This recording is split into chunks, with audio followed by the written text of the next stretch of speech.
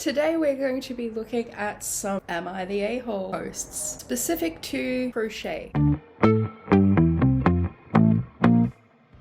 I've found a few and I have not actually read any of them, so let's hope that they're worth reacting to, I guess. So, I don't know, we'll see. Anywho, this first one, am I the a-hole for crocheting around my boyfriend? I, 24 female, was at my boyfriend's, 29 male's house. We were watching our usual TV shows, but I've recently become interested in crocheting. I can multitask very easily, and I was crocheting while we had something on. My boyfriend said it was rude to ignore him during the show, but I was paying attention. I told him I was still watching the show, but he said I was a selfish a-hole, I'll drop him, for crocheting during our time together. I wasn't ignoring him like he claims. Am I the a-hole? You need to drop that person. Like, no.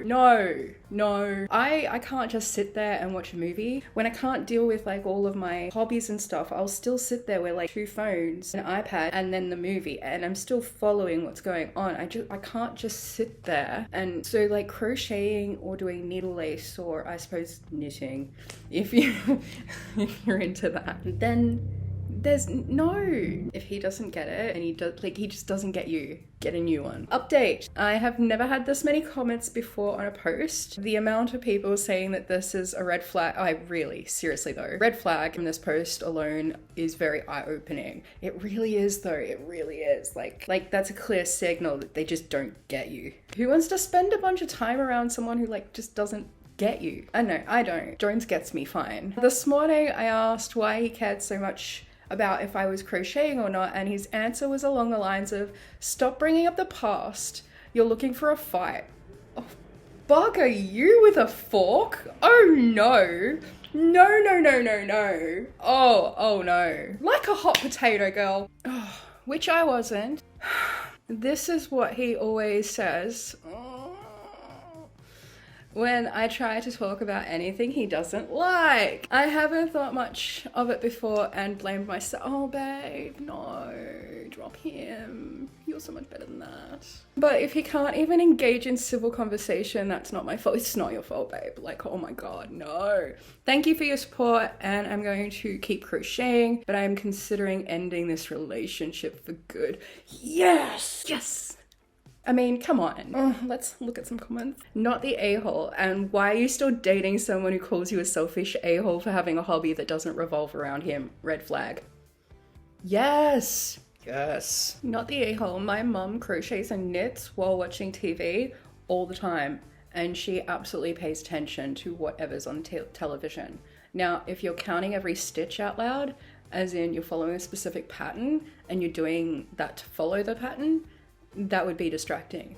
Is your boyfriend ever on his phone while something's on TV? If so, he's a hypocrite. And the next time he claims that you're not paying attention, just recite back the entire plot so far and show him he's wrong. Yeah, but like, who's giving these douchebags this much attention? Stop.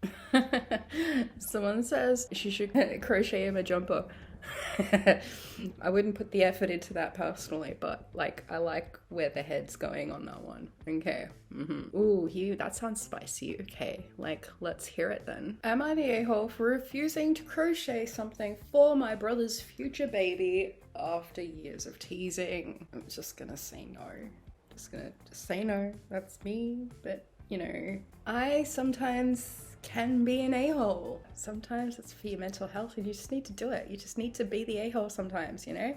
Protect oneself. I, 24 male, have never been like the other men in my family. I'm introverted, artistic, and would rather cosplay than play sports. Me too, babe. At 14, my great-grandmother moved in with us and she taught me how to crochet.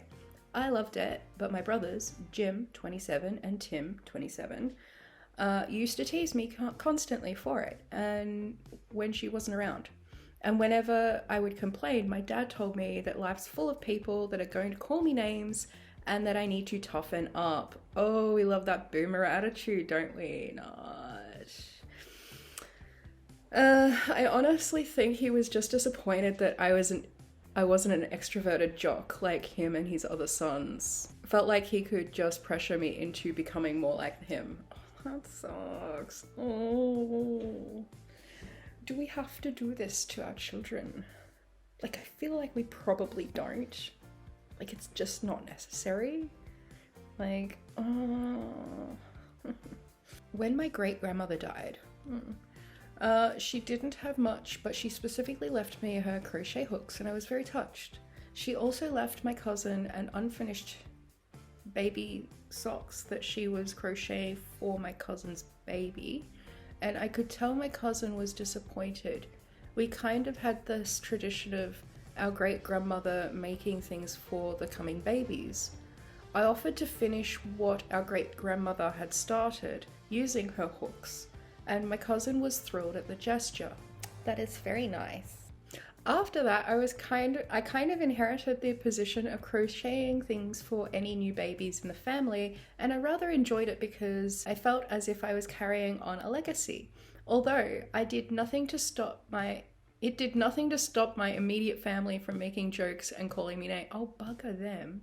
Despite the constant attacks against my sexuality, Jim ironically came out as gay and has since apologized for his past treatment of me, so we're on good terms, but Tim is still a jerk to me. Oh, that's tough. I can't believe they're still giving you shit, but like they want that particular skill from you. That baffles me when people do that. Like, why you gotta be a dick? Like, you just don't. You don't have to be. It's not a requirement of life, just saying. When I went to college, I went low contact with Tim and my father and would just tolerate them at family events. We like to see it. Last week, Tim announced that he and his girlfriend, Tina, 24 female, were engaged and expecting their first child over social media, and everyone was thrilled. Go them. During a Zoom meeting with the family, Tina said she would love a matching blanket, a little hat and shoes for the baby from me, and I asked her to send me a copy of her registry for baby clothes. Tim laughed and said everyone knows that it's tradition that I make the items. I told him flat out that he doesn't get to make fun of my skills as a crocheter and then expect free labor from me. Yes! I know, yes, right? Oh, king move.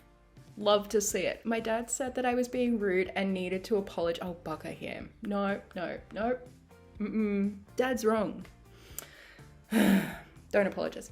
I countered that if Tim was hurt by my refusal for crochet for him, then he should just toughen up. Oh, yeah, he's just kicking goals for the petty. I love it. And get over it, and then just left the call. Yes. Oh, that was beautiful. Since then, I've been getting text messages from my parents and Tim saying that I'm being petty, yes, but still not the asshole. Petty and a jerk to Tina and the baby, but I haven't responded. Am I the a-hole for refusing to crochet something, my brother's baby, after years of teasing? No. Like, we have a hard enough time, like any kind of artist really has a hard enough, is that people don't value their time and effort that goes into creating these things, and they just take for granted that you're just going to put all of that effort for free after being these same people as well, like they wouldn't be like all nice and just do the thing if the situation was reversed. Bugger that, they'd be leaving you in the dust. Like, but oh my god, the entitlement is so real. Like, it's like oh my god. Edit.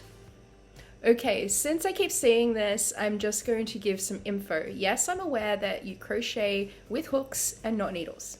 When my great-grandmother was teaching me, she referred to them as a needle. Granted, she obviously made a mistake, but when I was first learning it, it just stuck, so that I always refer to them personally, and I'll correct it. Well, he definitely corrected it because it hooks. Edit. For more info. For more information, the last time my dad and Tim made fun of, harassed me for crocheting something was last year at Christmas. It's not like they stopped teasing me, calling me rude names, or questioning my manhood when I went to college. Not cool. We don't like it. We don't like that at all. Nope. Am I the a-hole for writing a crochet pattern? Ooh. I don't know. Let's see. I don't know. I write crochet patterns and sell them. Okay. Every once in a while, I see something that I want to make but don't know how to. But don't know how to start. For example, I keep seeing these crochet fruits that I absolutely love. I bought 2 patterns from different artists and then tried them out to see what methods and tricks I liked the best. After months of development, I created my own pattern using elements of these 3 that I really liked. I'll note, other than looking alike, the entire pattern is different aside from 2 things. 6 rows of stitching for shaping. The creator of one of the patterns I studied is now blasting me on social media for copying a pattern, saying if I really wrote the pattern, I would have started from the ground up, and I'm ripping off her pattern completely. She hasn't even seen my pattern. She only knows that I bought hers and has made something that looks the same. It's a common occurrence in the fiber community. Pattern scalping, when someone buys a pattern, turns around and sells it by changing 1 or 2 things, is a huge issue. So I see how she would think that that's what I'm doing. The thing is, I see my process like cooking. Say you like making spaghetti. So you buy the recipe, try it out, and if you don't love it, maybe add herbs and spices, change the ratio of the noodles, sauce, get rid of the steps you don't like. You're making something new and putting it in your cookbook and sell it. It's not the same recipe you studied beforehand. Other than the fact that it's spaghetti and still uses tomato sauce and noodles, it's an entirely different recipe. Is that still stealing or just inspiration? Am I in the wrong? Ooh, it was spicy. Because I don't write patterns. I have no idea. But like, if you're changing, changing everything and it's not the same, like, there are certain things that are just, I don't know. I've seen patterns for hexagon cardigans, right? No one owns that pattern. Like, no one owns that pattern, like, right? It's a hexagon, 2 hexagons put together, like, simple as all buggery, right? It's the same with granny squares. The basic concept is still the same, but, like, it's different. I think that's a case of maybe being a little sensitive. But yeah, I've definitely seen the pattern stealing in the fiber arts community myself. Like, I am currently looking at dresses to crochet for a February event, and that's gonna be hot. So I don't know how I'm gonna go about that, but that's gonna be interesting. But I am looking at patterns, like I'm actively looking at patterns. I have actually purchased one because originally I'd found like a free version. I think I came across a free version or whatever, and then actually in the comments it had said this pattern's, stolen or whatever, here's the real one. So I went and got the real one. It was like $4, man. Yeah. So definitely I've seen that. So generally now when I'm looking, because I'm looking at all kinds of, and you get better help if you buy a pattern. So, well, that's what I'm told anyway. I have yet to make anything that requires a pattern.